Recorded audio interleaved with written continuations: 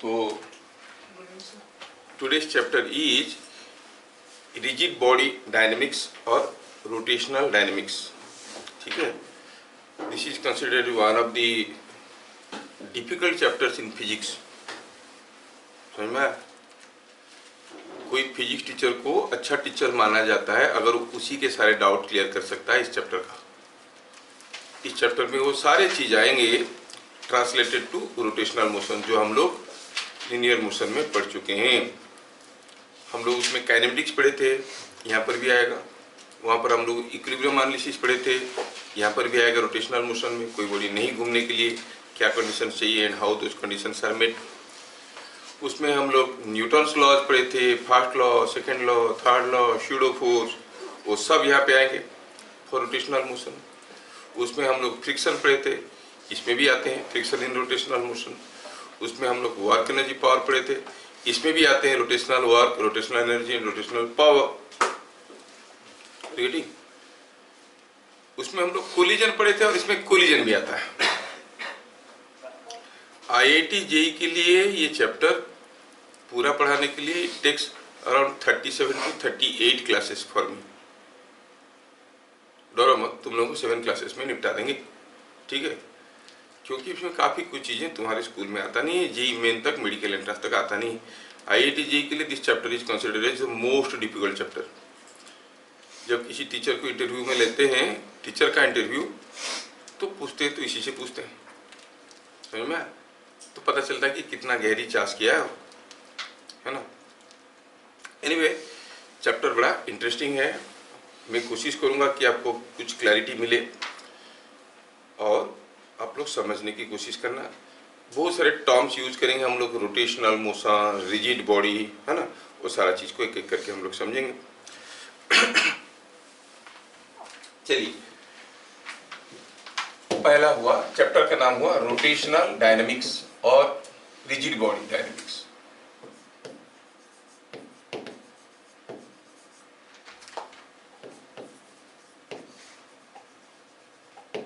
हाँ, तो मैं पूछ रहा था how it is different from the circular motion chapter we have read. Circular motion chapter में कोई चीज सर्कुलर पाथ में घूम रहा था, यहाँ पर भी चीजें घूमेंगे, but difference is there it was a point mass, but here you will find a distributed mass system. कोई बार घूम रहा है, कोई डिस्क घूम रहा है, या फिर कोई स्फीयर घूम रहा है ना। तो सर्कुलर मोशन की सारा कंसेप्ट इसमें आएगा, इसमें भी सेंट्रीफ्यूगल फोर्स वगैरह वो सब आएंगे, but the application will be slightly different. तो हमारे पास पहले हम उन चीजों को समझाते हैं जिनको एग्जाम में कोई पूछेगा नहीं, जानना जरूरी है लेकिन पूछेगा नहीं। पहला हुआ कि हमारे पास जो मोशन है, वो मोशन को हम बहुत सारे कैटेगरी में डिवाइड करते हैं। एक होता है ट्रांसलेशनल मोशन, ब्रॉडली कहे तो एक होता है ट्रांसलेशनल मोशन, दूसरा होता है रोटेशनल मोशन, तीसरा होता है ट्रांस रोटेशनल मोशन। उसके अंदर simple harmonic motion, harmonic motion, oscillatory motion, wave motion सब उसी के अंदर आ जाते हैं। ठीक है, मोशन में पहले हम लोग देखेंगे what it means by translational motion. कुछ लोग हड़बड़ी में इसको लीनियर मोशन बोल देते हैं, ये लीनियर मोशन नहीं है। Linear motion means moving along A line, rectilinear means moving along a straight line, है ना। किसको कहते हैं? कोई बॉडी ट्रांसलेशनल मोशन में है, कब कहेंगे? If every point of the particle is having same velocity at a particular instant। हर एक पॉइंट का बराबर वेलोसिटी है।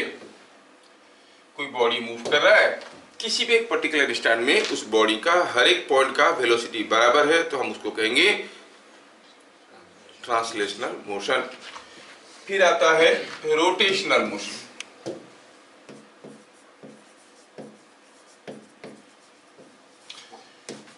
तो अब आप इसको थोड़ा सा ट्रांसलेट करके बोल सकते हो। कोई बॉडी मूव कर रहा है, किसी भी एक इंस्टेंट में उसका हर एक पॉइंट का एंगुलर वेलोसिटी अगर बराबर है, तो हम कहेंगे रोटेशनल मोशन। समझ में आ रहा है? और ये दोनों मोशन का मिला जुला मिश्रण को हम लोग कहेंगे ट्रांस रोटेशनल मोशन।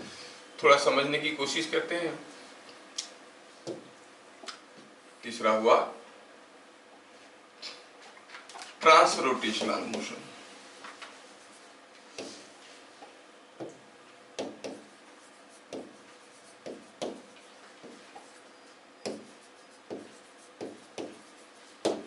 समझ में आया? तो तीन किस्म की मोशन के बारे में हम लोग देखें। पहला वाला में क्या होता है, एट एनी इंस्टेंट, कोई आपको पूछेगा नहीं डिफाइन दिस करके, velocity of every particle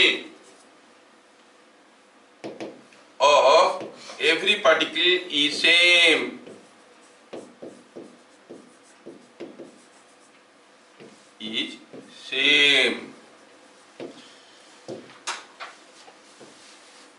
at any instant, किसी भी एक समय पे, किसी भी एक इंस्टेंट पे कोई बॉडी मोशन में है, किसी एक समय पे आप देखोगे बॉडी का हर एक पार्टिकल का वेलोसिटी बराबर है।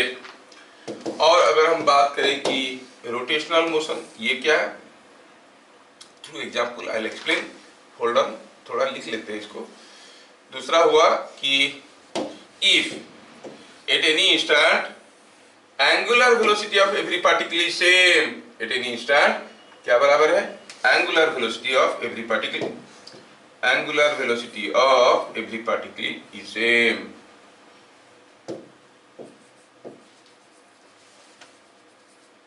समझ में आया?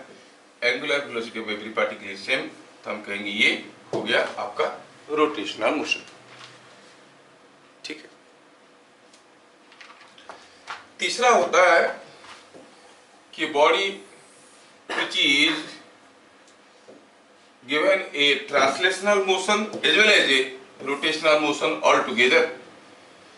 दोनों मोशन किसी बॉडी को दे दिया गया, पहले आप उसको एक ट्रांसलेशनल मोशन दिए, फिर उसको एक रोटेशनल मोशन दिए, दोनों का सुपरपोजिशन से जो मोशन मिला उसको हम कहेंगे क्या, ट्रांस रोटेशनल मोशन।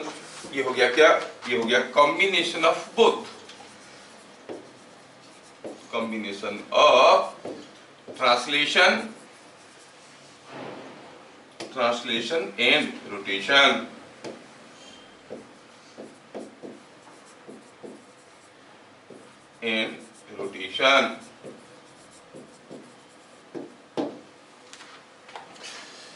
समझ में आया? अब इसके लिए चाहिए क्या, इसके लिए चाहिए ये कि the body must be distributed mass, ये एप्लीकेबल होता है, ये सब हो सकता है for point masses, translational motion हो सकता है, रोटेशनल मोशन हो सकता है, but this is possible only for a distributed मास।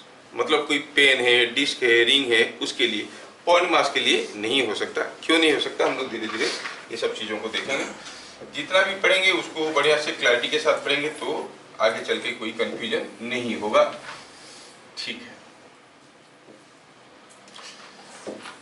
चलिए ये हम समझ गए। थोड़ा एग्जाम्पल लेते हैं। सपोजिंग हम कहेंगे यहाँ पे कोई एक कॉर्ड पाथ है और कोई एक डंडा इसके ऊपर ऐसा मूव कर रहा है। सपोज डंडे को बढ़िया से बनाते हैं। सो हियर इज ए डंडा, ये डंडा इसके ऊपर मूव कर रहा है।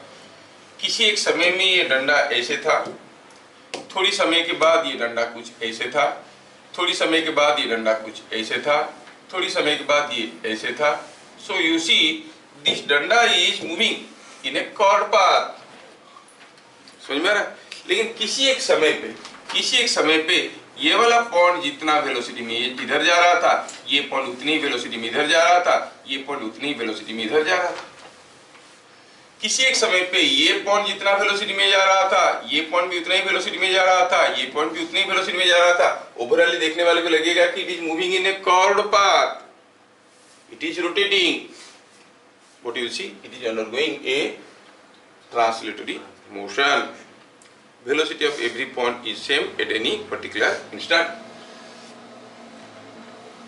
अच्छा, और देखेंगे कि इसका centre of mass is moving in a chord path. ऐसे करके what this motion is translation. समझ में? अगर हम कहेंगे कि ये कोई एक दूसरा केस है जहां पर कोई बॉडी इसके ऊपर मूव कर रहा है, चलो मानते हैं कि ये बॉडी इसके ऊपर जो जा रहा है शुरू में कुछ मान लो कि ऐसे था, giving you a figure, the body was initially in this position and after some time this body was in some other position like this. यहाँ पर आया तो आपको हो गया ये ऐसा हो गया था, it has become like this. After some more time the body has reached this position looking something like this. Are you getting? ये ऐसा हो गया and after some more position some more time you find the body has arrived here with orientation being like this. तो अब क्या देख रहे हो, यहां से यहां पर जो पार्टिकल है जब वो आके यहां पर पहुंचा, नहीं तो यहां का पार्टिकल आके यहां पर पहुंचा है, ये जितना एंगल घूम गया है ये उतना ही एंगल घूम गया है। Both has undergone equal angular displacement in equal interval of time, so they are having same angular velocity, so this is called a rotational motion. समझ में आ रहा है क्या? असलियत में जब हम जाएंगे देखेंगे तो ये दोनों ही केस में यू विल सी, ये दोनों ही केस में इन मोशंस को हम ट्रांसरोटेशनल कहेंगे, लेकिन फिलहाल मैं आपको डिस्टिंग्विश करवाने की कोशिश कर रहा हूँ। This body is having a rotational motion, हर एक पॉइंट का एंगुलर वेलोसिटी बराबर है, और यहाँ पर ये ट्रांसलेटरी मोशन। जबकि ये बात समझ में आ रहा है क्या? Is it understood? यस। अगर ये सारे पॉइंट को एक्सटेंड करने से they come across a common point, तो आपको होगी it's a pure rotational motion. But suppose extend करने से they are not coming across a common point, suppose बात कुछ ऐसे हुआ कि ये ऐसे गया इधर और यहाँ का पॉइंट ऐसे आया, ये दोनों ऐसे आया, मतलब this point is also moved, then it will be called a transrotational motion. So it is difficult to explain everything on board, but you understand by definition a body is said to be in translational motion if every point of the body at any instant have same velocity, and rotational motion if every point of the body at any instant have same angular velocity. समझ में आया? अच्छा,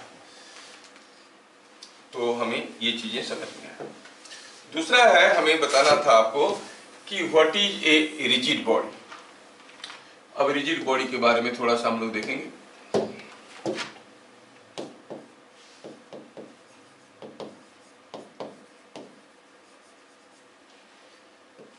उसके बारे में कुछ चीजें देखते हैं। रिजिड बॉडी मतलब जिसका शेप एंड साइज में कोई बदलाव नहीं आता है, ये समझ में तो आ जाता है।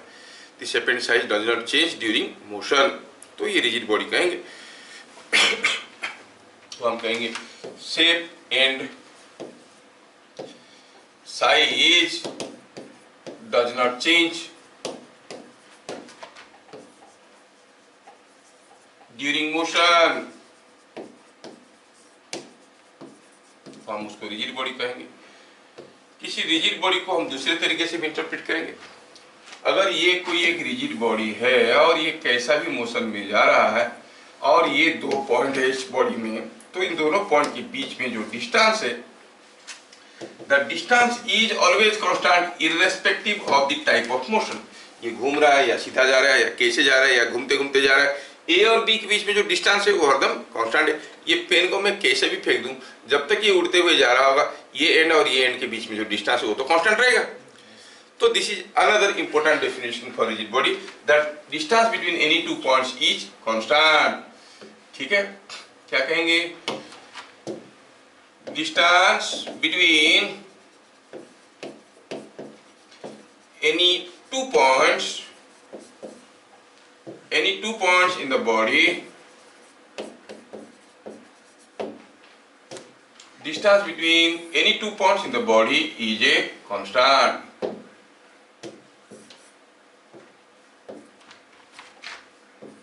of the body is constant।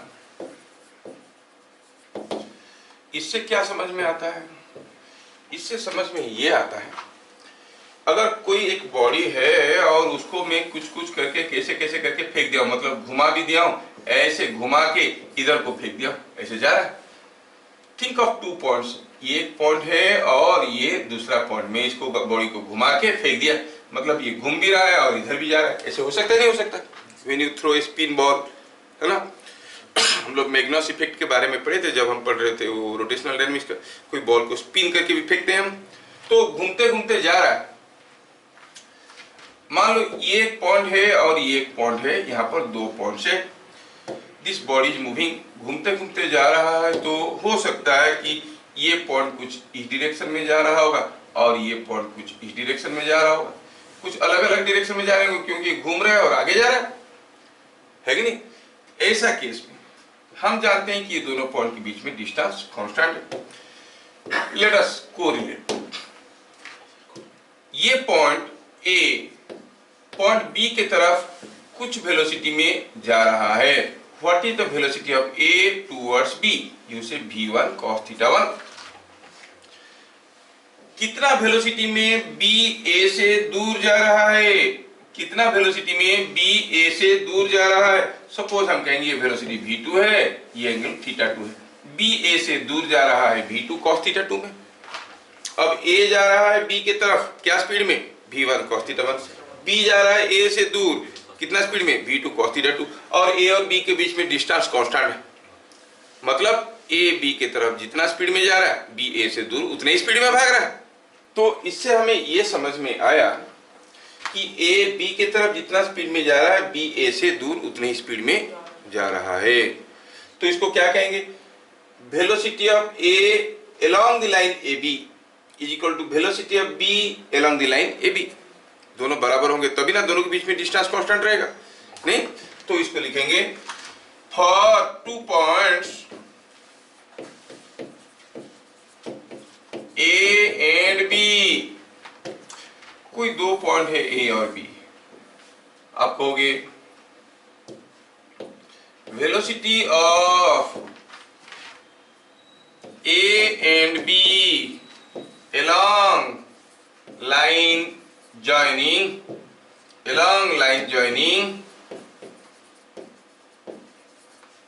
A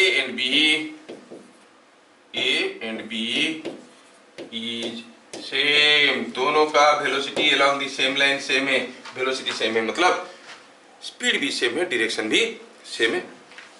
मतलब आप कहोगे v1 cos θ1 is equal to v2 cos θ2। क्या बात समझ में आया? यस सर बोलते रहो, मुझे दिख नहीं रहा है। समझ में आया? बढ़िया। तीसरा इंपोर्टेंट पॉइंट, चौथा इंपोर्टेंट पॉइंट। अब अगर यहां पे कोई एक रिजिड बॉडी है, फॉर योर अंडरस्टैंडिंग, चलो थोड़ा समझते हैं। ये कोई एक रिजिड बॉडी है फॉर योर अंडरस्टैंडिंग, और ये मान लो कि घूमते घूमते इधर कुछ जा रहा है, कुछ टेढ़ा मेढ़ा मोशन हो रहा है। ये पॉइंट ए है और ये पॉइंट बी है। अच्छा, ये दोनों पॉइंट का इंस्टेंटेनियस वेलोसिटीज में आपको दिखाता हूं। सपोज हम कहेंगे कि A is moving in this direction with some velocity v1,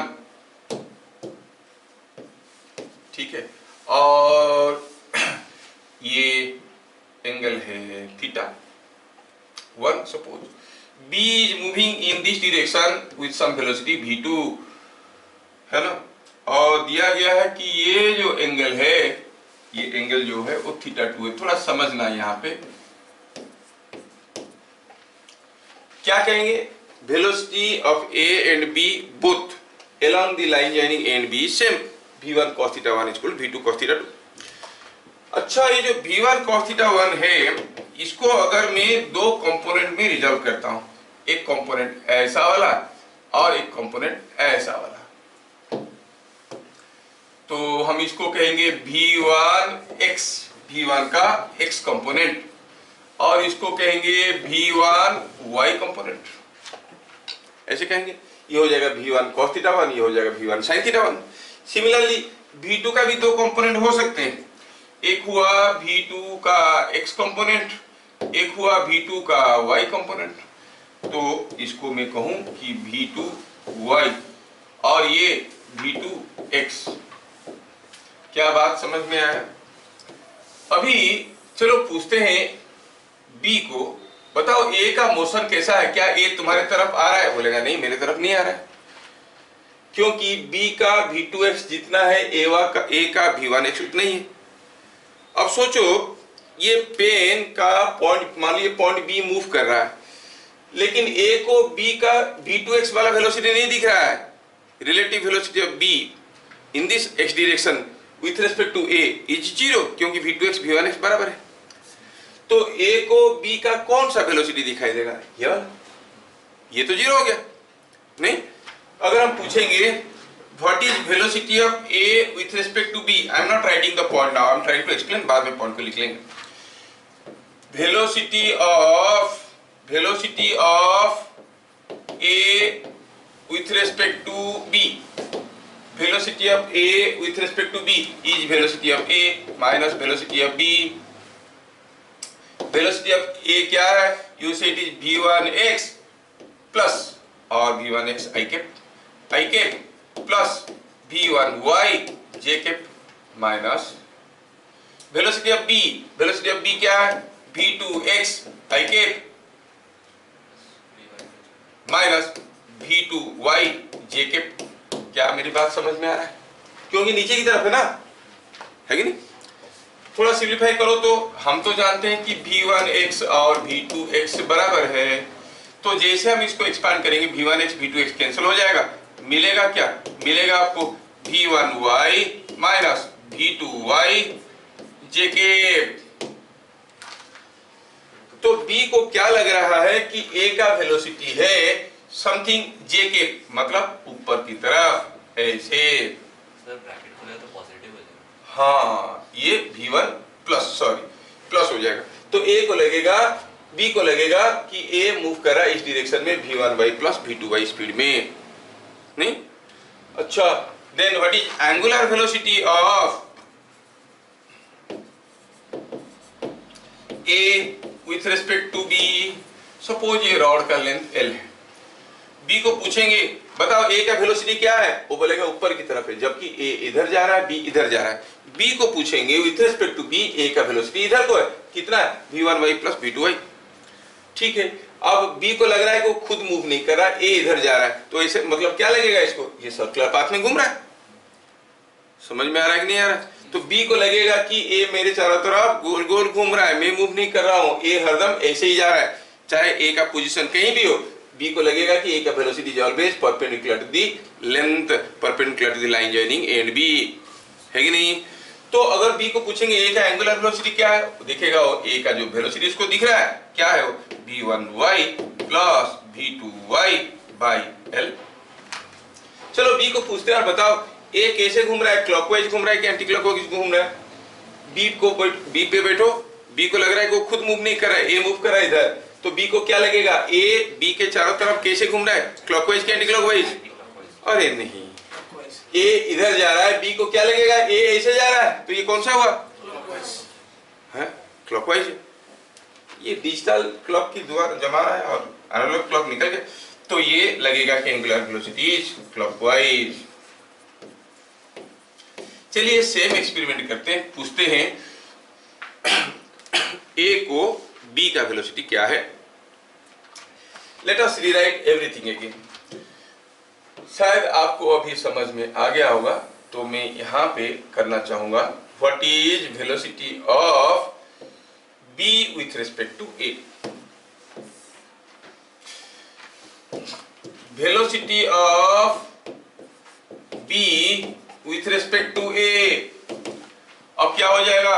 It is velocity of b minus velocity of a। velocity of b minus velocity of a करेंगे तो यहाँ पर जो चीजें आया था क्या आ जाएगा? माइनस ऑफ दिस आ जाएगा, minus of v1y plus v2y, ऐसे आएगा कि नहीं आएगा? va माइनस bb अगर ये आया था तो bb माइनस b आएगा। ये कौन सा डायरेक्शन हुआ?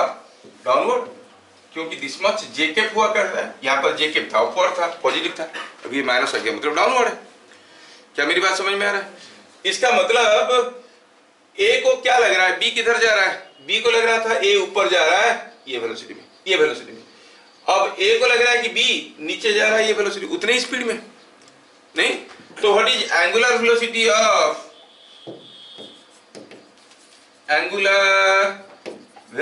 Of b B with respect to A, कितना हो जाएगा? It will be same speed by distance. A को लग रहा है कि बी नीचे जा रहा है ये स्पीड में, तो एंगुलर वेलोसिटी हो जाएगा same v1y plus v2y by L. A को लग रहा है कि बी नीचे जा रहा है और angular velocity this by L, तो बताओ ए को क्या लग रहा है? बी उसके चारों तरफ कैसे घूम रहा है, क्लॉकवाइज कि एंटी क्लॉकवाइज? अरे दिमाग लगाओ, ए देख रहा है कि बी नीचे जा रहा है ऐसे, तो ए को क्या लगेगा? बी कैसे घूम रहा है, क्लॉकवाइज कि एंटी क्लॉकवाइज? कितना कंफ्यूजन होता है तुम लोगों का। आज पापा को बोल के एक वॉल क्लॉक खरीद लेना घर में, समझ में आया? तो ये हो गया क्लॉकवाइज, ये मिला, ये भी क्लॉकवाइज है। ये एक बहुत ही इंपॉर्टेंट एस्पेक्ट है रिजिड बॉडी का। क्या है? Angular velocity of any point with respect to any other point is same. कोई बॉडी रिजिड बॉडी है, मान लो कि कोई एक रिजिड बॉडी है, मान लो कि कोई एक शेप का बॉडी है, ऐसा ऐसा शेप का बॉडी है, ए है, ये बी है, ये सी है। ए को पूछोगे बी का एंगुलर वेलोसिटी कितना है, वो बोलेगा सी का एंगुलर वेलोसिटी जितना है। सी को पूछोगे बी का एंगुलर वेलोसिटी कितना है, उतना ही बताएगा। ए को बी का एंगुलर वेलोसिटी, सी का एंगुलर वेलोसिटी, डी का एंगुलर वेलोसिटी, सारे पॉइंट का एंगुलर वेलोसिटी बराबर लगेगा। किसी भी एक point angular velocity of any point with respect to any other point is same. बात समझ में आया क्या? तो हम क्या कहेंगे रिजिड बॉडी मोशन का नेक्स्ट इंपॉर्टेंट पॉइंट में हम लोग लिखेंगे पॉइंट नंबर 4 में, in case of rigid bodies, in case of rigid bodies angular velocity of any point on the body with respect to any other point on the body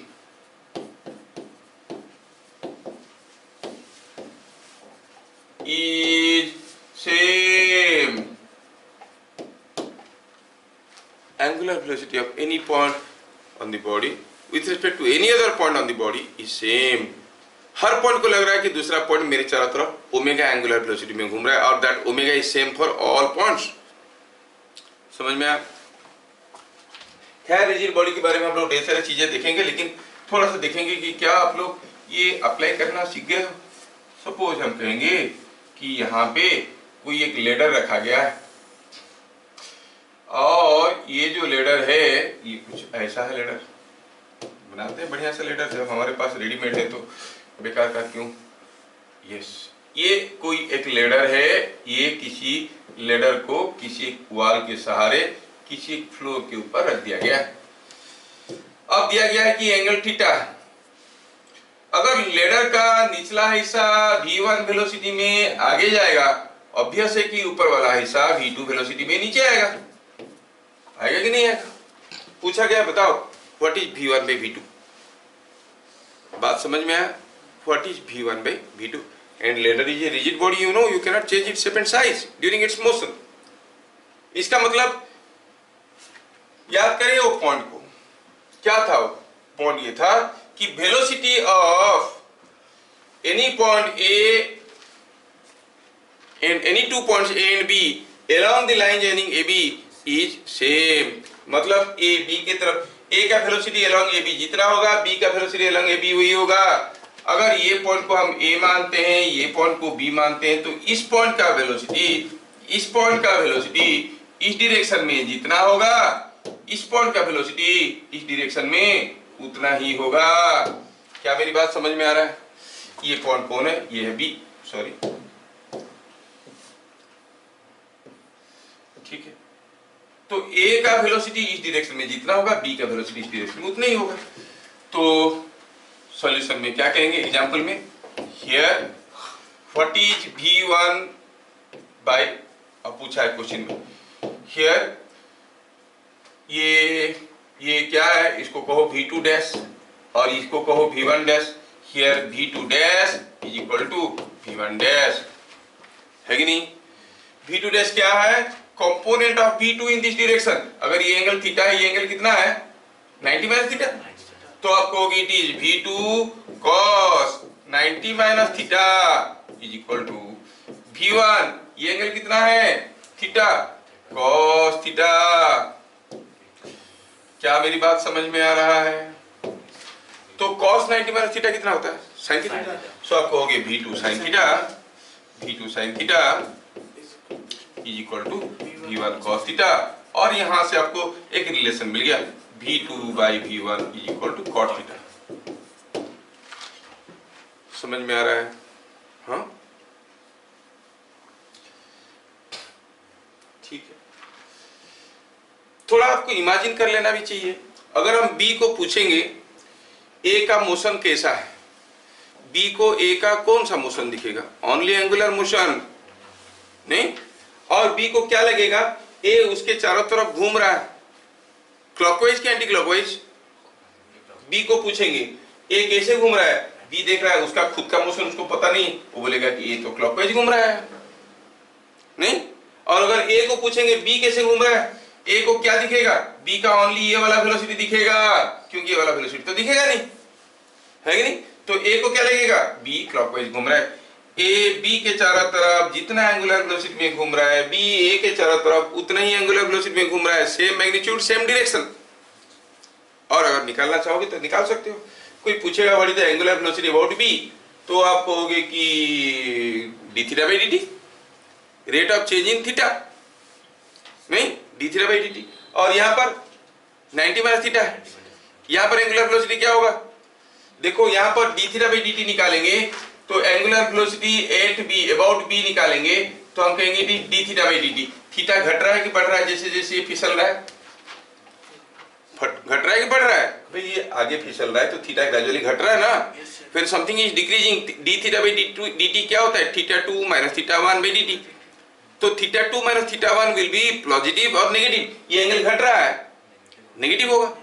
तो आप कहोगे यहाँ का जो एंगुलर वेलोसिटी अबाउट B है वो minus d theta by dt है। समझ में आ गया? A में बताओ, A में जो एंगल है वो कौन सा एंगल है, 90 minus theta. Angular velocity about this point क्या होगा, इसका rate of change, derivative of 90 minus theta. ये एंगल बढ़ रहा है कि घट रहा है, ये एंगल बढ़ रहा है, तो जस्ट पॉजिटिव रखेंगे, डेरिवेटिव करो तो क्या मिलेगा, 90 तो कांस्टेंट है, उसका डेरिवेटिव 0 माइनस थीटा का minus d theta by dt। कहने का मतलब दोनों का एंगुलर वेलोसिटी भी बराबर है, दे आर नॉट डिफरेंट। समझ में आया क्या? यस, ये समझ में आना चाहिए। तो we have understood what is rigid body. Next important item आता है मोमेंट ऑफ इनर्शिया। मैं जैसे बताया था कि इन ट्रांसलेशनल मोशन हम लोग जो चीजें पढ़े थे उसमें इनर्शिया वाला जो फैक्टर था वो क्या था, mass, more is the mass, more is inertia. क्या था inertia, the property by virtue of which a body tries to maintain its state of rest और ऑफ मोशन। कोई बॉडी अगर रेस्ट में है उसको मोशन में जब लेने की कोशिश करोगे भाई इनर्शिया प्रॉपर्टी वो अपोज करता है। आपके सामने दो पैकेट रखा गया, बड़ा बड़ा पैकेट, पूछा गया इसमें से किसका मास ज्यादा है, आप इसे धीरे से पुश करके देखोगे, जो आसानी से हट गया उसका इनर्शिया कम है, मास कम है। जिसको पुश के दिया आप कहोगे फ्रिक्शन के लिए नहीं, मान लो कि नीचे तेल डाला हुआ है, देयर इज नो फ्रिक्शन, उसके बावजूद जो लेस मास का होगा उसको आसानी से ढकेल सकते हो, हेवी मास का होगा उसको आसानी से ढकेल नहीं सकते, है कि नहीं। तो पुश किए, अगर बहुत ज्यादा डिफिकल्टी फेस हो रहा है आपको पुश करने में, इसका मतलब उसका इनर्शिया ज्यादा है और मास ज्यादा है। तो चलो इनर्शिया को थोड़े एक नए तरीके से सोचते हैं। What is the inertia of a body, that is the difficulty you face in bringing a change in its state of rest और मोशन। अगर मोशन में है उसका मोशन को बदलने में, या रेस्ट में है तो मोशन में लाने में जो डिफिकल्टी हम फेस करते हैं that is because of the inertia property of the body. क्या बात समझ में आ गया? Same we are going to do for a new term here, moment of inertia. क्या है ये, वहां पर बॉडी को हम लीनियर मोशन में, ट्रांसलेशनल मोशन में लेने की कोशिश कर रहे थे, यहाँ पर रोटेशनल मोशन की बात आ रहा है। तो मोमेंट ऑफ इनर्शिया क्या है रोटेशनल मोशन में, it is the difficulty faced when you try to rotate a body about a particular axis. समझ में आया क्या? तो पहला चीज लिखेंगे, आगे आगे मैं इसको MI करके लिखूंगा, moment of inertia, it is defined as the difficulty with which a body can be rotated about an axis. किसी बॉडी को किसी के एक्सिस में घुमाने में जो डिफिकल्टी फेस होता है उसको हम कहेंगे moment of inertia. Ordinary inertia क्या था, कोई बॉडी रेस्ट में उसको मूव करवाने में जो डिफिकल्टी हमें फेस होता है वो इनर्शिया होता था। ये रोटेट करने में जो डिफिकल्टी होगा उसको कहेंगे मोमेंट ऑफ इनर्शिया। चलिए थोड़ा इसको फील करते हैं। मास को तो आप फील करते हो, यू कैन फील। अब you can not explain much, you can not right definition of mass, but you feel it what it is, है कि नहीं। कोई चीज को पुश करो, आसानी से डिस्प्लेस हो रहा है, मतलब मास कम है। कोई चीज को उठाओ, बहुत ज्यादा वजन लग रहा है, मतलब मास ज्यादा है। So you know how to feel it, but how to feel moment of inertia, जब तक मोमेंट ऑफ इनर्शिया को फील नहीं करोगे ये चैप्टर को करना बड़ा मुश्किल हो जाता है। क्या है moment of inertia? It is the difficulty with which a body can be rotated about a particular axis. चलो थोड़ा सोचो और बताओ, सोचो और बताओ। I want everyone to participate. Suppose here is a ball, और चलो मानते हैं कि ये जो बॉल है वो ऐसा है। एक बॉल है बड़ा वाला, एक है छोटा वाला, ठीक है। Here is A bigger ball and here is a smaller ball. अरे ये दोनों बॉल को चलो मानते हैं हम लोग किसी एक डंडे से कनेक्ट कर दिए हैं। Now they are connected by a thin bar, ऐसा। मैं क्या करना चाहता हूं, I want to rotate this entire arrangement into a different position. कैसा पोजीशन? आई वॉन्ट टू ये अरेंजमेंट को कुछ ऐसा पोजीशन में लाना चाहता हूं। कैसा? ऐसा, ये पोजीशन में लाना चाहता हूं। मतलब बड़े वाला इधर को रहेगा, छोटे वाला उधर को रहेगा। पहले था ये पोजीशन में, ये पोजीशन 1 है, इसको हम इस पोजीशन में लेना चाहते हैं। बात समझ में आया? तो इसको घुमाना पड़ेगा। अभी मैं घुमाया तब तो है। अब मेरे पास चॉइस 2 है। चलिए मानते हैं कि ये जो मास है ये है समथिंग लाइक 2 kg, और ये दूसरा मास है ये है 50 kg। Now you have got 2 choices. आपको इसको इस पोजीशन में लाना है। इसको इस पोजीशन में लाने के लिए आपके पास 2 चॉइस है। पहला चॉइस हुआ, suppose you take an axis somewhere here, 2 kg को अपनी जगह रखते हुए 50 kg को घुमा दो, तो ऐसा हल आ जाएगा कि नहीं आ जाएगा? That means you are rotating entire thing about an axis AB, है कि नहीं? 2 kg को अपनी जगह रखो, 50 kg को इधर घुमा दो, that means you are rotating it about AB। तो ये पोजीशन आ जाएगा।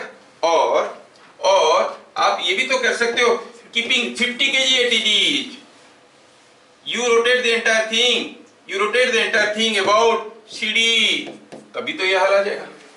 Now you tell me in which case you get more difficulty। 2 kg को अपनी जगह रखते हुए 50 kg को घुमाना डिफिकल्ट है, कि 50 kg को अपनी जगह रखते हुए 2 kg को घुमाना डिफिकल्ट है? 2 kg को रख के 50 kg को घुमाना डिफिकल्ट है। So it is difficult to rotate this body about AB और about CD। About AB rotate करने के लिए 2 kg को अपनी जगह रख के इसको इधर घुमाना है। समझ में आया क्या? It is difficult to rotate this body about AB and it is easy to rotate the body about CD। CD में रख के इसको घुमाओ, इधर आसानी से हो गया। तो इसका मतलब हुआ moment of inertia of this body about axis AB is more और about axis CD is more. AB में घुमाना डिफिकल्ट था, CD में घुमाना आसान था। AB में डिफिकल्ट था, and difficulty is the moment of inertia, so the moment of inertia of the body about AB is मोर। समझ में आया क्या? मोमेंट ऑफ इनर्शिया, इसका मतलब ये हुआ moment of inertia about AB is more than moment of inertia about CD। क्या बात समझ में आया? ऐसा क्यों हुआ? इसलिए हुआ कि जब हम AB में घुमाने की कोशिश कर रहे थे, हम देख रहे थे पूरा सिस्टम का थोड़ा सा मास पास में था, ज्यादा मास, मेजॉरिटी मास दूर था। Majority mass was away from the axis. So what we conclude, when the masses are distributed away from the axis, moment of inertia is more, and masses are close to the axis, moment of inertia is less। समझ में आया? इसका मतलब ये हुआ कि mi of a body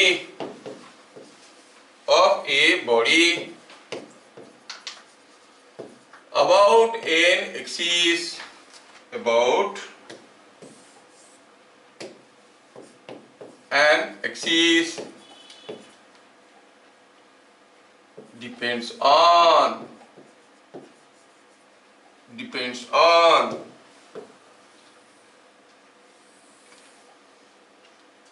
the mass and distribution of mass, depends on its mass and distribution of mass.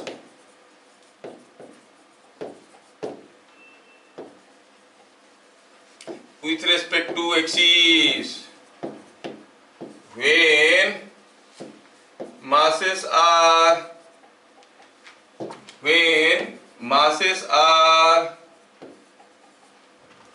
away from axis, mi is more and vice versa. क्या मेरी बात समझ में आ रहा है? जब एक्सिस से दूर रहेंगे मास तो मोमेंट ऑफ इनर्शिया ज्यादा होगा, एक्सिस के पास रहेंगे तो मोमेंट ऑफ इनर्शिया कम होगा। क्या मेरी बात समझ में आ रहा है? अच्छा बताओ, आपको अगर कहा जाएगा कि यहाँ पर ऐसा है, कोई एक मान लो कि एक एल शेप का रॉड है, मैं इस रॉड को घुमाना चाहता हूं, मेरे पास दो चॉइस है, I can rotate it about this axis or I can rotate it about this axis or suppose ये एक्सिस। अच्छा बताओ, ये इस बॉडी को देखो ध्यान से और बताओ, इस जो बॉडी को एल शेप्ड बॉडी आपको दिखाया गया है, उस एल शेप का बॉडी का मोमेंट ऑफ इनर्शिया कौन सा एक्सिस में ज्यादा होगा, अबाउट ए बी और about C D? When the masses are distributed away from the axis, moment of inertia is more. When the masses are distributed close to the axis, moment of inertia will be less. जब AB में देखेंगे तो सारा का सारा मास दूर दूर है, CD में देखेंगे तो कम से कम इतना मास तो पास आ गया है कि नहीं? तो ये फिगर देख के आप क्लियरली बता सकते हो कि IAB is more than ICD। क्या मेरी बात समझ में आ रहा है? हाँ, अच्छा, तो ये फिगर से हमें ये समझ में आया। चलिए एक दूसरा केस दिखाते हैं, थोड़ा आपको समझ में आना जरूरी है। सपोज हम कहेंगे यहां पर कोई एक डंडा है, here is a uniform और it's a body like this, कोई ऐसा शेप का कोई एक बॉडी है, बहुत ही आर्बिट्ररी शेप का कोई बॉडी है, इस बॉडी का moment of inertia about this axis will be more और about this axis will be more. मान लो कि इस एक्सिस का नाम हुआ ए बी और इस एक्सिस का नाम हुआ सी डी। आपको सोचना है और बताना यह है कि इसका मोमेंट ऑफ इनर्शिया कौन सा एक्सिस में ज्यादा होगा? C D. It will be more about CD। तो समझ में आ गया कि masses are distributed away, ICD is more than IAB। बड़ा इंटरेस्टिंग क्वेश्चन एक तो दे देता हूं जो आपका जेई में आया है, ये जेई में नहीं मेडिकल एंट्रेंस का क्वेश्चन है, बहुत पुराना। तो आपको बताना इस क्वेश्चन का आंसर, अगर ये पॉइंट आपको समझ में आ रहा है तो। Just more sake of example, one more example, if polar ice caps melt, then mi of earth about its spinning axis, spinning मतलब जिस एक्सिस में वो अपनी चारों तरफ घूमता है, will increase or decrease? समझना है भैया, जबरदस्ती कैसे बोलती है। चलो देखते हैं, पहले समझते हैं क्वेश्चन क्या है। क्वेश्चन ये है कि पोलर आइस कैप्स, ये हो गई आपकी धरती माँ, ठीक है। पोलर आइस कैप मतलब कहाँ पे मिलेंगे, पोल पे मिलेंगे कि इक्वेटर पे मिलेंगे? Polar ice caps are at the pole. तो ऑब्वियसली आपको होगी कि सपोज यहाँ पर हम कहेंगे कि यहाँ पर कोई एक आइस कैप है, एक माउंटेन है पोल पे, ठीक है।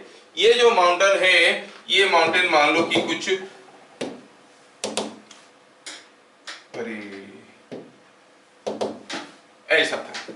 अब अगर ये मेल्ट करेगा तो बाई ग्रेविटी ये खींचा हुआ नीचे आ जाएगा, नीचे आ जाएगा तो it will acquire A shape like this, हो जाएगा कि नहीं? This shape will become like this. When the shape becomes like this, what you observe, you will see, sorry,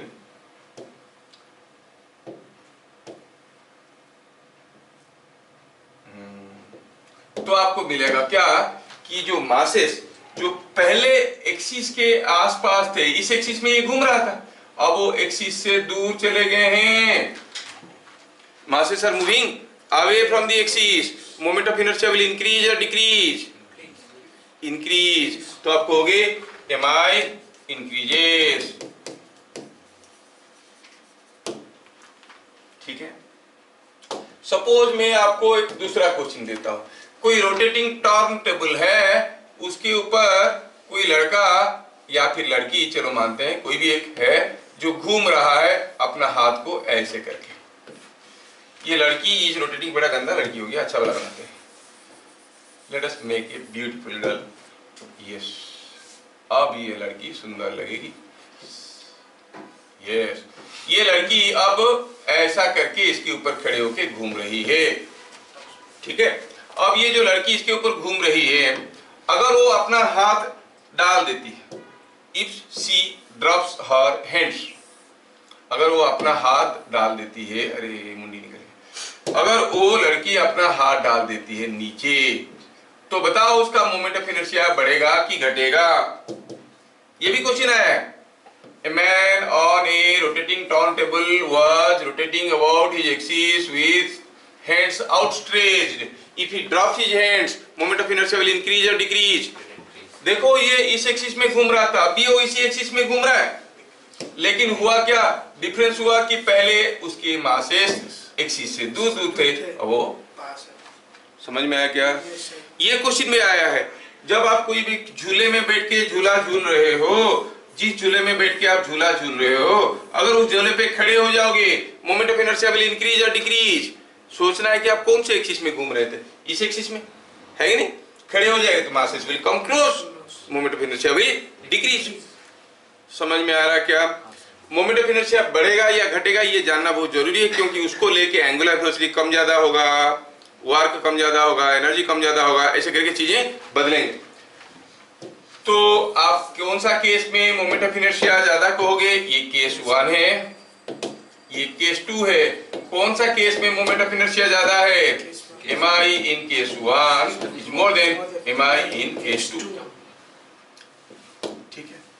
अगर इतना समझदार हो तो आपको बताना है ये वाला केस, ये बस जिनका दिमाग तेज है उनके लिए, बताने वालों को शाबाशी मिलेगा। यहां पर कोई एक एक्सिस है, इस एक्सिस में मैं क्या कर रहा हूं, कोई एक रेक्टेंगुलर बॉडी को घुमाने की कोशिश कर रहा हूं। This is what is a rectangular plate. ये प्लेट को मैं इस एक्सिस में घुमाने की कोशिश कर रहा हूं, and I face some difficulty, I call that the moment of inertia. So nice. Suppose ये जो बॉडी है उसका moment of inertia A B में कितना है?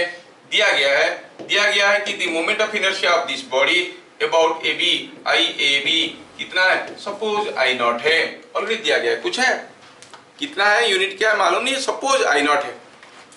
Now what I do, I cot this into 2 parts. अगर मैं इसको 2 पार्ट में काट देता हूं, आई कॉट इट लाइक दिस, ऐसा करके टुकड़ा काट दिया और एक पार्ट को निकाल दिया।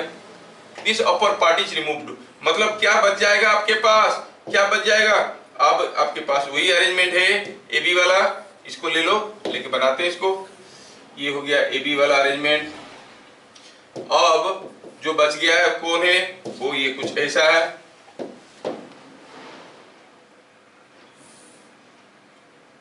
है ना? एक टुकड़ा में निकाल दिया और इतना बच गया है। तो ऑब्वियस है कि अब यहाँ पे जितने सारे मासेस, पहला केस में जितने सारे मासेस थे एक्सिस से दूर, अब कम है, तो मोमेंट ऑफ इनर्शिया तो घटेगा ही घटेगा। तो इसका मोमेंट ऑफ इनर्शिया कितना होगा? अब मैं जानना चाहता हूं कि ए बी के जगह अगर इसको नाम बदल देते हैं, सी डी के वैल्यू कहेंगे। मान लो कि ये सी डी है, तो अब जो ICD होगा वो तो पक्का है कि ये I0 से कम होगा, है कि नहीं? अच्छा, मुझे पता करना है कि ICD will be less than और मोर देन और इक्वल टू, लेस देन और मोर देन और इक्वल टू I0/2। I0 का आधा से ज्यादा होगा कि कम होगा कि बराबर होगा? सोचने वाली बात है, सोच के बताओ, क्या बोल रहे हो आप लोग? I0 से कम होगा, ये I0/2 से ज्यादा होगा कि कम होगा? हाँ बोलो बेटा,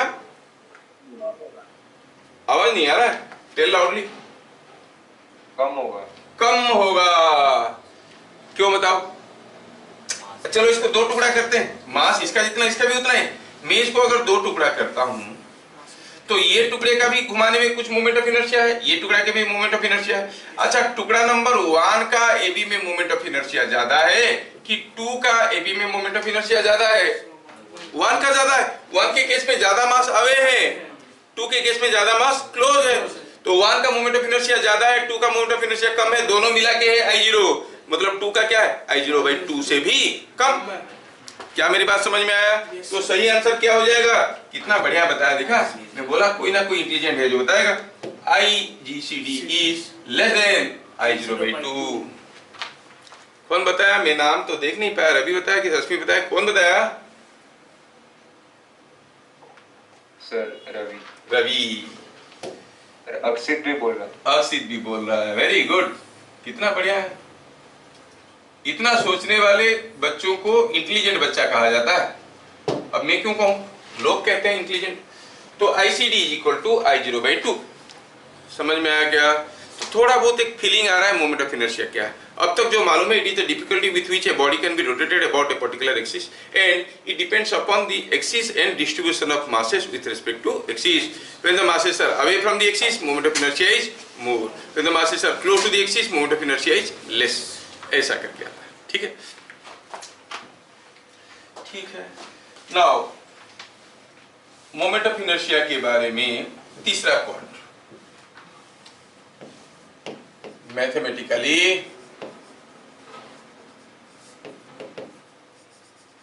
mi of a body about an axis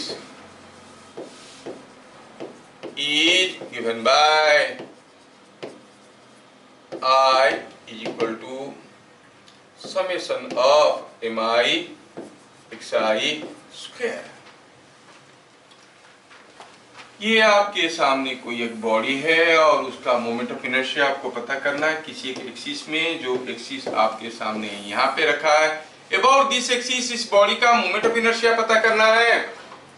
first you consider this body as a combination of number of small point masses.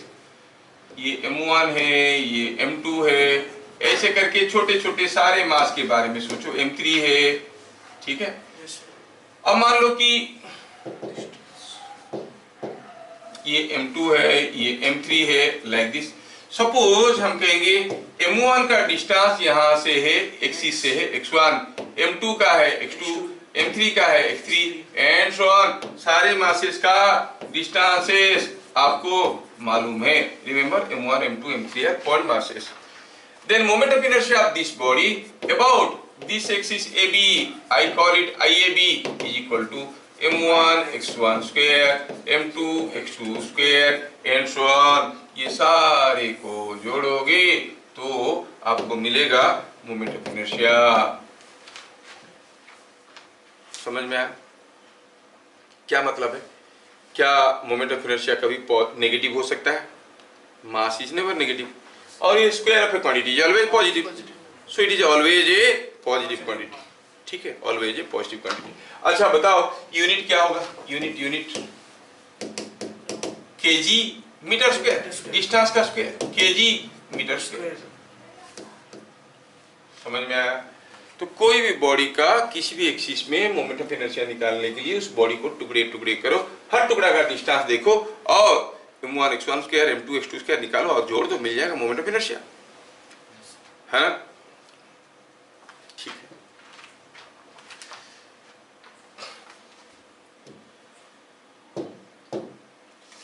इससे ये भी पता चल रहा है कि when the masses are distributed away x will be more, x ज्यादा हुआ तो मोमेंट ऑफ इनर्शिया ज्यादा हो जाएगा, x कम हुआ तो मोमेंट ऑफ इनर्शिया कम होगा, है ना।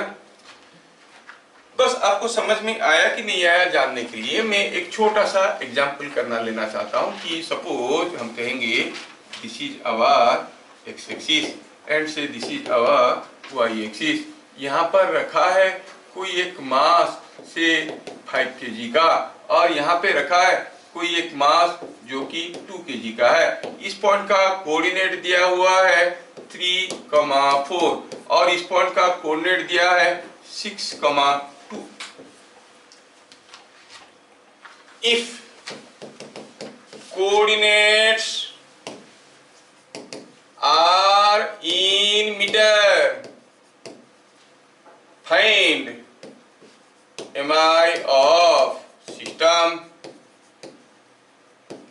about x and y axis। ये हो गया क्वेश्चन।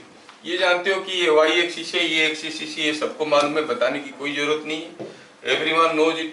अब हमें पता करना है कि ये जो सिस्टम आपको दिखाया गया है दो मास वाला सिस्टम, इसका x एक्सिस में मोमेंट ऑफ इनर्शिया क्या होगा। पूरा सिस्टम को टुकड़े टुकड़े करो। अब करना क्या है, तो ऑलरेडी टुकड़ा टुकड़ा है और ये टुकड़े का डिस्टेंस देखना है। तो क्या आप मुझे बताओगे, हम निकालना चाहते हैं moment of inertia about x axis. I want to find out Ix। समझ में? तो हम कहेंगे समेशन ऑफ my, क्या लिखेंगे फॉर्मूला बताओ, summation of mi xi square distance from x axis क्या होता है y coordinate.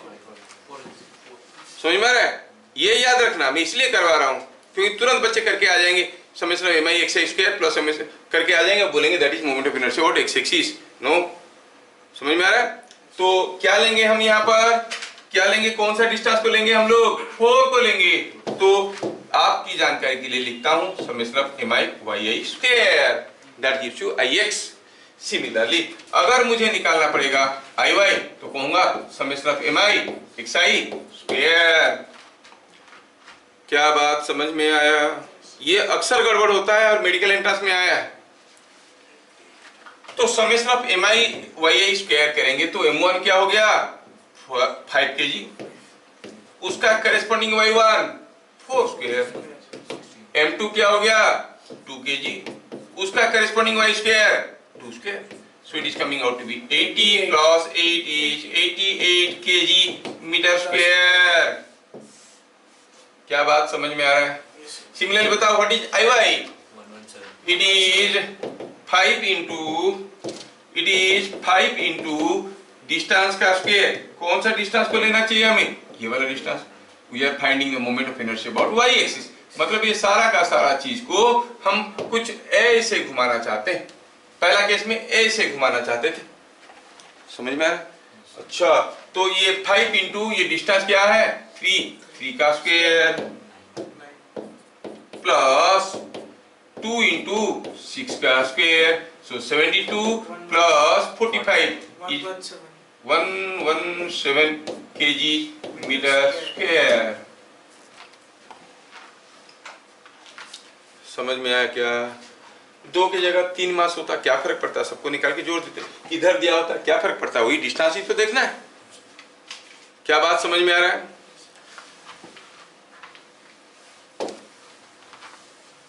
Next question, for a uniform metre stick, uniform metre stick am I about a perpendicular axis। इसको बताने वाला फिर से इंटेलिजेंट कहा जाएगा। इंटेलिजेंट बच्चों का नया मौका है to proof again. For a uniform metre stick am I about a perpendicular axis passing through 70 centimeter mark,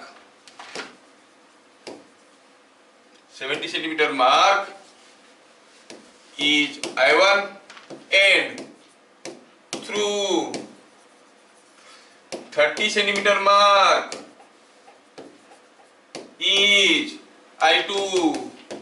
What is more, I1 और I2। क्वेश्चन को ध्यान से समझे, हम क्वेश्चन को पहले समझा देते हैं, बिना समझे बोलोगे आंसर गलत हो जाएगा, बेचारे बदनाम हो जाओगे। ये कोई मीटर स्टिक है, मीटर स्टिक मतलब कितना लंबा, 100 सेंटीमीटर। बोल रहा है कि उसका 70 सेंटीमीटर मार्क यहाँ पर है, 70 सेंटीमीटर मार्क में कोई एक परपेंडिकुलर एक्सिस पास कर रहा है, मतलब that axis is perpendicular to the metre stick. इस एक्सिस में इसका मोमेंट ऑफ इनर्शिया कितना है, I1। कोई दूसरा परपेंडिकुलर एक्सिस 30 सेंटीमीटर मार्क में पास कर रहा है, उसमें मोमेंट ऑफ इनर्शिया है I2। ज्यादा कौन है, बड़ा कौन है, I1 और I2? सेम होगा, क्योंकि ये मतलब समझ में आ रहा है। I am so happy that all you are listening carefully. क्योंकि अगर हम देखेंगे इस 30 सेंटीमीटर मार्क में ये मास का डिस्ट्रीब्यूशन जैसा है, इधर को छोटा इधर को बड़ा है, इसमें भी तो वही है, इधर को छोटा इधर को बड़ा है। So distribution of mass is same about this axis as well as this axis. Mi is same. So I1 and I2 are to be same only. क्या सबको समझ में आ रहा है? तो हम कहेंगे I1 is equal to I2। कितना बढ़िया सुन रहे हो, बहुत अच्छा लगा कि तुम लोग सोच के बता पा रहे हो। आगे बढ़ते हैं।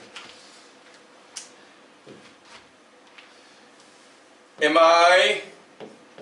of a ring about its axis।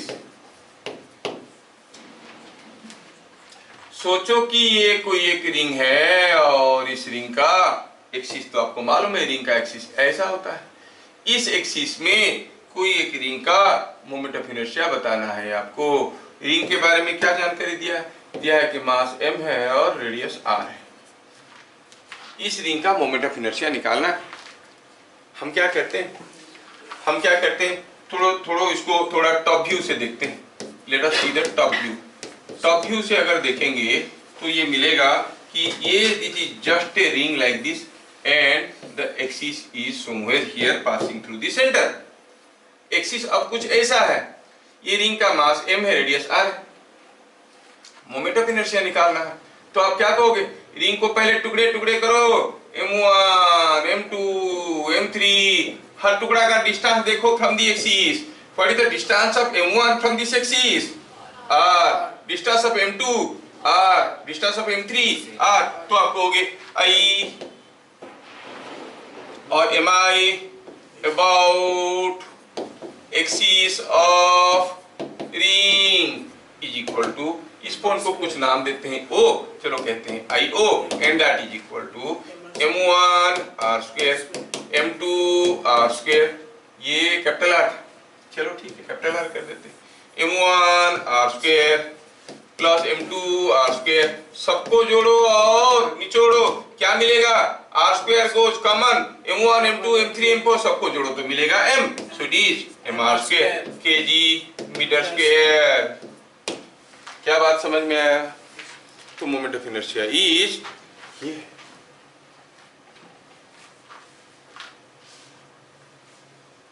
आप में से कोई नहीं पूछा कि sir moment of inertia summation of mi xi square क्यों होता है? उसका भी प्रूफ है, लेकिन खैर अभी तुम लोग पूछते नहीं हो, स्कूल में नहीं पूछते, हम क्यों जबरदस्ती नाक डालेंगे फिर निकालेंगे नहीं। तो ये हो गया mr square.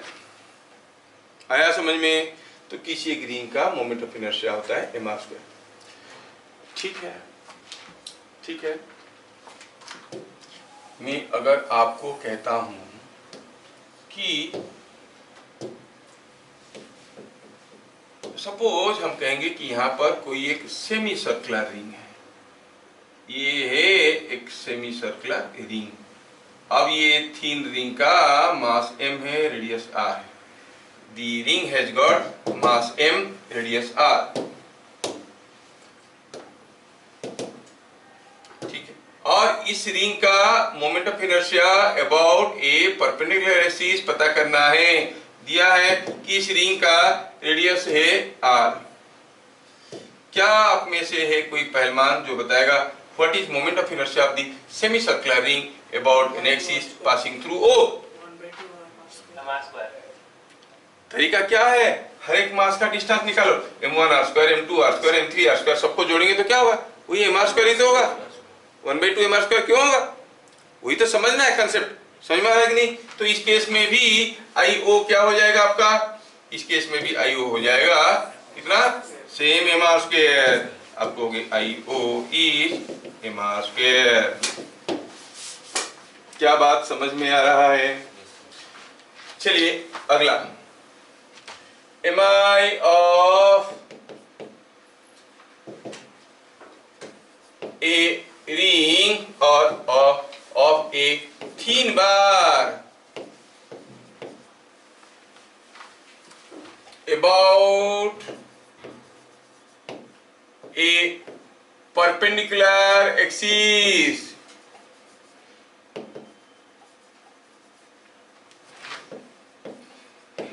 passing through one end। मतलब आपके सामने कोई पतला सा बार रखा है जिसका मास m है, लेंथ l है। आपको पूछा गया बताओ भैया इसका मोमेंट ऑफ इनर्शिया इस एक्सिस में क्या होगा?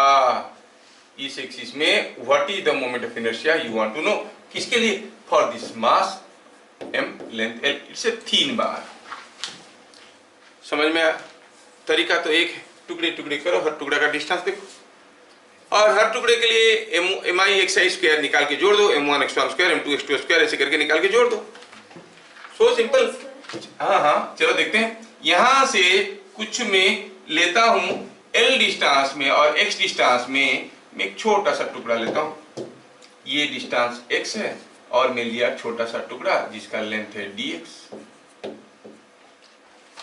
स्कूल वाले डिराइवेशन को डालते हैं तो मैं कर रहा हूं, नहीं तो फॉर्मूला बता देता। Let us consider a thin section of length dx at a distance x from axis। तो क्या mi बता सकते हो? It is mass of section। वो सेक्शन का मास क्या होगा? अच्छा ये पूरा L लेंथ का मास m था, तो यूनिट लेंथ का मास कितना होगा? m/l। और ये कितना लेंथ है? dx length. ये dx लेंथ का मास कितना होगा? यू से इट इज mi, ठीक है ना? It is m/l into dx। क्या मेरी बात समझ में आया? अच्छा mi पता चल गया। What is xi means distance of this mass from here कितना है? वो x है। तो एक छोटा सा मोमेंट ऑफ इनर्शिया बनेगा, वो कितना है? It is mi xi² that is m/l x² dx। ये हो गया ये छोटा सा पार्टिकल का मोमेंट ऑफ इनर्शिया। ऐसे सारे छोटे छोटे पार्टिकल का मोमेंट ऑफ इनर्शिया निकालेंगे और जोड़ देंगे। लेकिन ये अगर छोटा है, ऐसे कितने तो छोटे छोटे पार्टिकल आपको मिलेगा? Infinite. And summation of infinite number of continuous quantities is called integration। so you have to integrate it to get the total moment of inertia। तो आप क्या कहोगे? moment of inertia इस एक्सिस को अगर AB कहते हैं तो total moment of inertia I is equal to integration of di is equal to integration of m/l x² dx। बस अभी लिमिट बैठाने की देर है। we are integrating with respect to x, तो हमें यहाँ पे x का लिमिट डालना होगा। नीचे डालते हैं लोअर लिमिट और मिनिमम वैल्यू, ऊपर डालते हैं अपर लिमिट और मैक्सिमम वैल्यू। तो चलो देखते हैं हम क्या करने जा रहे हैं। यहाँ पर हम ऐसा सारे छोटे छोटे पार्टिकल का मोमेंट ऑफ इनर्शिया निकाल के जोड़ना चाहते हैं। सारे, हाँ सारे का, इसका भी, इसका भी, इसका भी, इसका भी, इसका भी, इसका भी। हर एक पार्टिकल के लिए x अलग अलग है। कोई भी एक पार्टिकल के लिए मिनिमम x क्या है? जो ये कितना है? 0। मैक्सिमम x क्या है? l। मतलब लिमिट रहेगा 0 to l। So you integrate it 0 to l। Now m/l goes common और आपको मालूम होगा x to the power n dx का इंटीग्रेशन होता है x to the power n plus 1 by n plus 1। तो ये बन जाएगा x to the power 2 plus 1 by 2 plus 1 limited from 0 to l। ये 3 है, बाहर फेंको, m/3l रह गया। ये हो गया l cube x to the power 3। नहीं, अब पहले अपर लिमिट डालते हैं फिर लोअर लिमिट डालते हैं। सो it is l cube minus 0। क्या आया ये? Is it coming ml² by 3? Yes. अरे भाई नीचे से एक एल था, क्योंकि नीचे एल होने से खा जाता है वो। अच्छा हाँ सर। क्या बात समझ में आया? So moment of inertia of the disc of the bar about an axis passing through one end and perpendicular to its length is ml square by 3. क्या बात समझ में आ रहा है?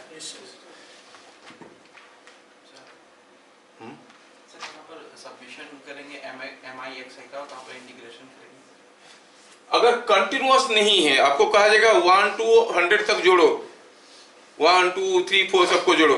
क्या आप सारा नंबर को जोड़ रहे हो? 1 1.1 1.11 ये सबको जोड़ रहे हो क्या? नहीं, तो आप ये डिस्क्रीट हो गया, तो आप वहां पे इंटीग्रेशन नहीं कर सकते हो। Summation of infinite number of continuous quantities को कहते हैं इंटीग्रेशन। समझ में आया? अच्छा, अभी अगर ये चीज आपको समझ में आया तो मैं थोड़ा सा एक्सरसाइज करना चाहूंगा कि अगर हमारे पास कोई एक डंडा है ऐसा जिसका मास m लेंथ l, इसका मास है m लेंथ l, और हमें ऑलरेडी पता चल चुका है कि ऐसा डंडा का इस एक्सिस में moment of inertia ml square by 3 होता है। लेकिन हमें जानने में इंटरेस्ट है कि अगर इस डंडे का हम इस एक्सिस में निकालेंगे, मिडिल एक्सिस में, तो मोमेंट ऑफ इनर्शिया क्या होगा? ठीक है, तो ये केस को मैं थोड़ा तोड़ देता हूं। Let us do it like this. मैं क्या करता हूं, I consider 2 different Dundas of half length. ये हो गया हाफ लेंथ का डंडा, ये चलो मानते हैं इसको, ये हुआ एक डंडा, ठीक है, ऐसा वाला। मैं क्या करता हूं, मैं इस डंडे को तोड़ के 2 टुकड़ा बना दिया। मैं इसको 2 टुकड़ा बना दिया, ये हुआ एक टुकड़ा और ये हुआ दूसरा टुकड़ा। ओहो, अच्छा बताओ, अगर आप समझदार हो तो बताओ, पहला वाला केस में moment of inertia about A B is more कि दूसरे वाले केस में moment of inertia about A B is more with respect to axis? तो मासेस आर इक्वली डिस्ट्रीब्यूटेड, दूरी बराबर है, यहां पर जैसे था यहां पर भी वही है कि नहीं? तो राइट, तो हम कहेंगे यहां पर ये पूरे का मोमेंट ऑफ इनर्शिया जितना होगा, ये पूरा का moment of inertia about A B वही होगा। लेकिन हमें मालूम है कि इसका मास है m/2 और लेंथ है l/2, तो हम कहेंगे IAB इज इक्वल टू इसका मोमेंट। अच्छा बताओ, ये वाला डंडा का मोमेंट ऑफ इनर्शिया ज्यादा है अबाउट AB कि ये वाला डंडा का मोमेंट ऑफ इनर्शिया ज्यादा है अबाउट AB? सेम होगा। तो इसका निकालो, इसका निकालो, जोड़ दो और इसका निकाल के डबल कर दो। तो IAB इस केस का मैं इसको ऐसे लिख सकता हूं, that is equal to twice of moment of inertia of this bar. कोई बार का एक एंड में क्या फॉर्मूला था, अब ये भी देखे, ml स्क्वायर बाई 3, लेकिन यहां पर तो m की जगह है m/2, l की जगह है l/2, है कि नहीं? हुआ कि नहीं हुआ? थोड़ा सिंप्लीफाई करो तो is it coming ml square by 12? नीचे आया 4 into 2, 4 2 तो खा गया, 4 into 3 12। यस, क्या बात समझ में आ रहा है? तो एक एंड में होता है कितना और मिडिल एक्सिस में क्या होता है वो हमें पता चल गया। अलोंग ए बाइसेक्टरल लेंथ परपेंडिकुलर बाइसेक्टर भी वही होता है ml स्क्वायर बाई 12। क्या बात समझ में आ रहा है? ऐसा।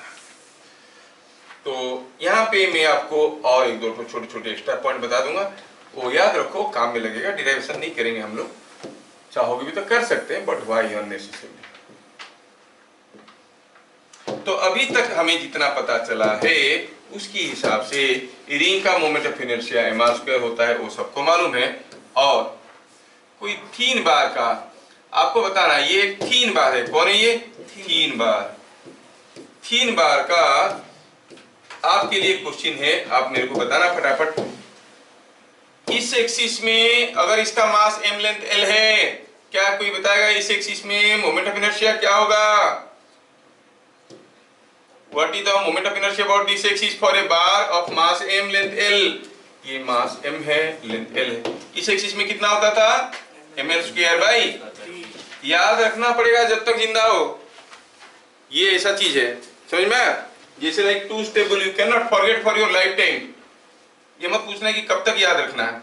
अच्छा, ये ml²/3 इसका about the bisectorial plane, bisectorial axis, perpendicular bisector कितना हो जाएगा? अभी निकाले हम लोग ml²/12। समझदार बता देंगे। अगर मैं इस एक्सिस में निकालूं, कोई बताएगा मोमेंट ऑफ इनर्शिया क्या होगा? ये एक्सिस में हुआ ये एक्सिस में हुआ ये एक्सिस में क्या होगा?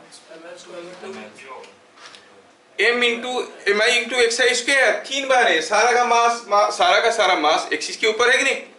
किसी भी मास के लिए डिस्टेंस फ्रॉम द एक्सिस क्या हुआ? 0। तो मोमेंट ऑफ इनर्शिया हो गया 0। क्या बात समझ में आ रहा है? और एक्स्ट्रा के लिए जान लो, अगर मैं मोमेंट ऑफ इनर्शिया निकालता हूं कुछ इस एक्सिस में, जो कि डंडे के साथ थीटा एंगल कर रहा है, तो ये बनता है जितना पहले होता था, क्या होता था? ml²/3। अब खाली जोड़ना है sin²θ। सिमिलरली अगर इसको इस डंडे में जोड़ेंगे ऐसे इस लाइन में, तो ये बन जाएगा ml²/12 sin²θ। क्या बात समझ में आया? क्या ऐसा क्वेश्चंस आप लोग कर सकते हो? सर हॉरिजॉन्टल के साथ तो cos थीटा लिखेंगे। हॉरिजॉन्टल के साथ मतलब? जैसे परपेंडिकुलर ले रहे हैं। हाँ, तो ये बार के साथ अगर थीटा एंगल कर रहा है तो ये होगा ml²/3 sin²θ। ठीक है?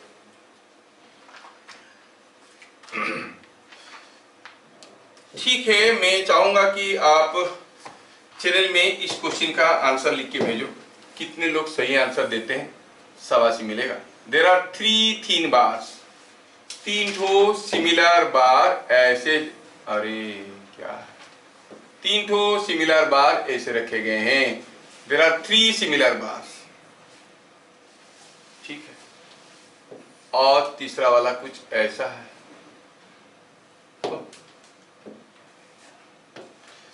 3 ठो बार को जोड़ के कुछ ऐसा बनाया गया है। बस इंटरेस्टिंग है क्वेश्चन। ये एक सिमेट्रिक एच है। 3 बार्स आर जॉइंट। 3 एक जैसे बार, तीनों बार का मास m लेंथ l है। इसका मास m लेंथ l, इसका मास m लेंथ l, इसका मास m लेंथ l। ठीक है? और आपको पूछा गया कि बताओ what is moment of inertia of this arrangement about axis AB and about axis CD। ऐसे करके दिया गया। ये CD है और ये AB है। Find MI of arrangement of the system, MI of the system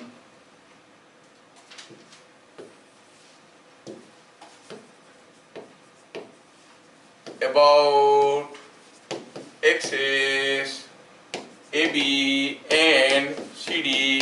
मतलब IAB निकालना है, ICD निकालना है। आंसर सर हाँ बोलो बेटा। IAB 2ml²/3। IAB is 2ml²/3 is wrong. AB is 4/3 ml²। 4ml²/3 कौन बताया? अक्षित। You are 100% correct. वाओ, देखो। सर AD और CD हाँ, CD में कितना होगा भैया? ml²/6। And again you are correct. So nice of you बेटा, बहुत बढ़िया। तो इसको मैं क्यों होमवर्क दूं? जब आप बता दिए हो तो मुझे करना पड़ेगा, मुझे करना पड़ेगा। सॉल्यूशन में बनाता हूं तो आपके लिए मैं दूसरा क्वेश्चन दूंगा। ठीक है, चलिए निकालते हैं IAB। IAB पता करना है, बढ़िया है। IAB पता करना है। चलो ये रॉड को मानते हैं रॉड नंबर 1, ये रॉड नंबर 2, ये रॉड नंबर 3। मुझे तीनों का मोमेंट ऑफ इनर्शिया निकाल के जोड़ना है। क्या कोई मुझे बताएगा रॉड नंबर 1 का मोमेंट ऑफ इनर्शिया AB में क्या होगा? क्या होगा? All the masses are on the axis, so it is 0. Rod number 2 का this axis is passing through one and perpendicular to the length ml square by 3. Third rod का अब इसका moment of inertia इस axis में, ये तो मालूम नहीं है, लेकिन इसको टुकड़े टुकड़े करो, हर टुकड़े का डिस्टेंस देखो, m1 l square, m2 l square, ये सारे लेंथ l है ना, तो m1 l square, m2 l square, m3 l square सबको जोड़ोगे तो क्या मिलेगा? ml square. So it is coming out to be ml square. देखा अक्षित ने कितना मस्त बताया, 4 ml स्क्वायर बाय 3. समझ में आया? और अगर मोमेंट ऑफ इनर्शिया निकालना है CD में मोमेंट ऑफ इनर्शिया क्या हो जाएगा भैया? I1 plus I2 plus I3. लड़कियों से कोई बताएगा तो मुझे बहुत अच्छा लगेगा. मैं जानना चाहता हूं कि I1, I2, I3 में से कोई एक है जो 0 है. कौन सा 0 है? हाँ, तो 1 का मोमेंट ऑफ इनर्शिया कि 2 का कि 3 का? किसका? अरे ये वाला बार तो along the axis पड़ा है ना, सारे मासेस ऑन द एक्सिस है, तो कितना हो जाएगा इसका? 0. I1 कितना होगा? नाउ ये जो एक्सिस CD है इसके लिए तो परपेंडिकुलर बाइसेक्टर है, तो क्या होता है बाइसेक्टर में? ml square bye 6. I2 क्या होगा? 0. I3 क्या होगा? Again ml square bye 6. है ml स्क्वायर बाय 6 है क्या? गधा, जैसा टीचर वैसा स्टूडेंट, बेवकूफ कहा. ठीक, तो क्या हो गया? ml square bye 12 plus ml square bye 12 is ml square bye 6. क्या बात समझ में आया? तो ऐसा कोई भी अरेंजमेंट देने से आप लोग कर सकते हो. हम थोड़ा सा मुश्किल वाला दे देते हैं क्योंकि बच्चे फटाफट आंसर बता रहे. फटाफट आंसर बताने वाले बच्चे अच्छे तो लगते हैं, लेकिन लगता है कि मैं क्या पूछा कि बता दिया हर कोई. ऐसा कुछ पूछना चाहिए कि जो नहीं बता पाएगा. तो थोड़ा कोशिश करते हैं, ये क्वेश्चन देख के थोड़े इस क्वेश्चन से ट्राई किया जाए. अब ये हुआ कोई एक triangle made up of 3 bars. हर एक बार का मास m है. नहीं दे, गड़ा हो जाएगा, डिफिकल्ट हो जाएगा, रो देंगे बच्चे रहने, दूसरा देंगे. ये है कोई एक बार ऐसा है, ये है दूसरा बार ऐसा है. थोड़ा बढ़िया से बनाए क्योंकि होमवर्क दे रहे हैं तो क्यों अच्छा वाला ना दे. खर्चा तो उतना ही हो रहा है. यस, अरे ये हो गया 3 बार. ये है एक बार जो कि कुछ दिखने में ऐसा है, मास m लेंथ l वाला बार. ठीक है, और इसमें इसका कॉपी भी कुछ करते थे, राइट? मिरर करें. यस, ऐसे 2 बार मास m और लेंथ l, मास m लेंथ l वाला 2 बार यहाँ पर ऐसे ही है. ठीक है, they are connected like this.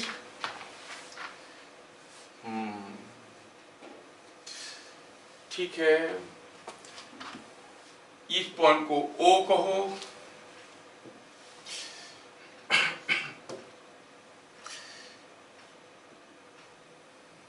इस लाइन को AB कहो, ये एंगल को 30 डिग्री कहो, और तो बीच वाला कितना होना चाहिए?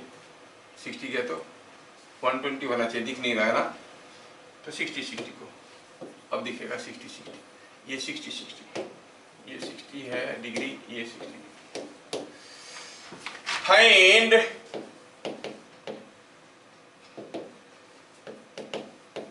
mi of the arrangement. mi of arrangement about an axis. Bit number 1 passing through O and perpendicular to the plane.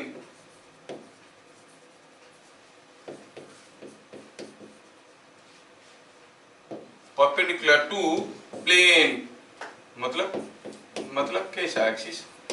मतलब ऐसा, ये वाला एक्सिस. दूसरा हुआ along AB, कोई एक्सिस along AB.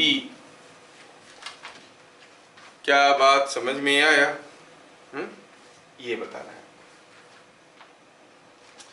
मेरे ख्याल से आप लोगों को ट्राई करने के लिए थोड़ा सा डिफिकल्ट क्वेश्चन मैं दे चुका हूँ, आप लोग देखो इसको। Next class we shall see about moment of inertia of a disc, hollow sphere, solid sphere, है ना, सॉलिड सिलेंडर, होलो सिलेंडर, और दो important theorems, parallel axis theorem and perpendicular axis theorem. ठीक है, तो इस क्वेश्चन का आंसर को लिखो और बनाओ और चैनल में दो। फिर मिलते हैं अगले क्लास, तब तक के लिए जय हिंद। I will wait for your answer in the YouTube channel.